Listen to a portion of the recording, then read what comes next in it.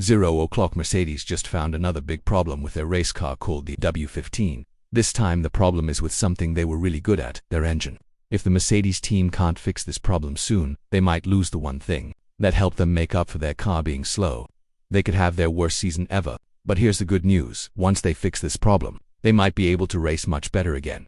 0:30. So what exactly is this problem that's making their race car so slow? Well, there's one thing Mercedes has always been amazing at in Formula 1: making engines. Their engines are known for being super fast and never breaking down. That's why so many other teams like McLaren, Aston Martin, and Williams use Mercedes engines too. But now the team is saying their engine people haven't been doing their best work because their engine called the M15 isn't running at full power because it gets too hot. 0:59. We can understand this better if we look at what happened to Hamilton's race in Australia. Many people saw how his car just suddenly stopped working without any warning lights showing up on his dashboard. This was really weird and caused a lot of arguments. James Allison, who's like the smart technical boss at Mercedes, explained what really happened. He said the team had to turn off Hamilton's engine from their garage to stop it from getting completely broken. 1:28. The reason Hamilton lost power was because there wasn't enough oil pressure in his engine. This is really dangerous because it could have completely destroyed the engine. If that happened, the team would have needed to use a brand new engine for the next race. They could have just prevented this problem like they did in Australia, but this shows us Mercedes engines aren't as reliable as they used to be. 1:56. Even though some people think this is just a normal mistake that happens sometimes, there are facts that prove this isn't true. Some people thought maybe the mechanics forgot to put enough oil in the car, but that can't be right because the car has lots of sensors that would have warned everyone if something was wrong. Other people thought maybe it was because of the wrong engine cover. But if we look at other teams like Red Bull, this doesn't make sense either. 2:23 plus. The covers on other race cars were even smaller and had more holes to let heat out from the electronic parts underneath. And here's the really telling part: the other teams that use Mercedes engines had the same problems too. This shows us that things aren't going very well for Mercedes right now. We also don't have enough information to know if the engine problem was caused by electrical issues or computer problems that made the car unbalanced. 2:50. So we're left with one logical answer: Mercedes has a reliability problem. A few months ago, Mercedes changed around all their internal parts that are hidden under the car's body. Since the car also has lots of new aerodynamic surfaces because of their new design concept, these parts can't keep the engine at the right temperature anymore. This means the team can't push their engine to work as hard as possible. 3:21. Basically, if they tried to make the engine work at maximum power, it would break way before lap 11 like it did in Melbourne. So the sad truth is that both Mercedes drivers have to drive with engines that aren't working at full power.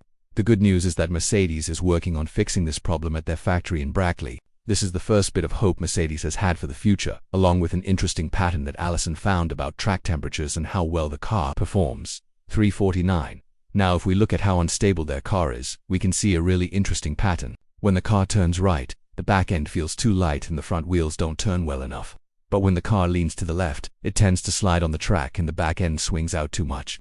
Karun Chandhok from Sky F1 talked about this, and it could mean that these problems combined with the engine troubles are putting Mercedes in a really bad spot for 17. And this is happening right before their big upgrade that's supposed to come in April. In April, we're supposed to see a different version of the W15, not different looking, but performing much better. But to fix this, they need to work on another big problem that's stopping them from bringing competitive upgrades to their car. The problem is that what they see in their wind tunnel tests doesn't match what happens on the real racetrack.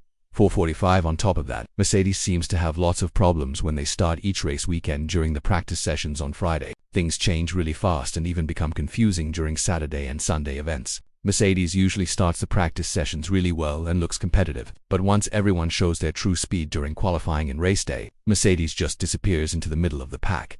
5:15. According to Allison, this happens because as the track changes and temperatures go up and down, their tires wear out too much and the airflow around their car gets messed up. This is a huge problem because it stops the team from bringing upgrades to their car until they fix this issue first. And to make things even worse, team boss Toto Wolff has talked about how their wind tunnel data doesn't match what happens on the real track.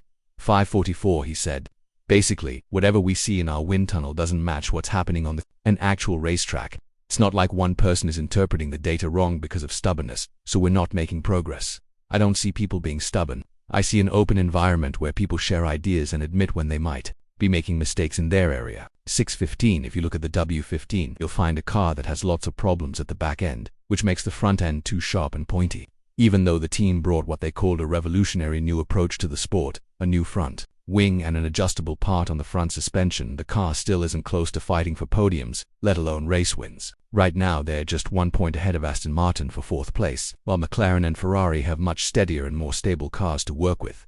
6:45 now. Suzuka will be another massive challenge for Mercedes because even though the track and air temperatures will be nicer for the W15, the high-speed nature of the track is going to give both Russell and Hamilton lots of headaches, especially in the first part of the track. If the team can't push their car, or more specifically their engine, to work at maximum power, then we're going to see another big performance gap compared to the top 3 teams. 7:14. What Mercedes needs to do here is understand how their two suspension systems behave, because right now the engineers back at their factories haven't been able to optimize how their new rear axle design works with the pushrod system they adopted. The fact that the rear suspension uses a pushrod system shows that the stiffness needed to reduce understeer and keep the car stable has different requirements at all different speeds of the vehicle. 7:43. Furthermore, if the team can modify the angles of the two wishbones and the pushrod, then the tires could find themselves in a much better working window where they'll use energy better and wear out less. But from what we can see and hear from Mercedes, the team will be working on making the front end less pointy and rebalancing the car toward the rear, which would help them control the oversteer they're struggling with. With all this in mind, what do you think about Mercedes' recent engine issues? And more importantly, do you think there's a solution at the end of the tunnel? Let us know in the comments down below.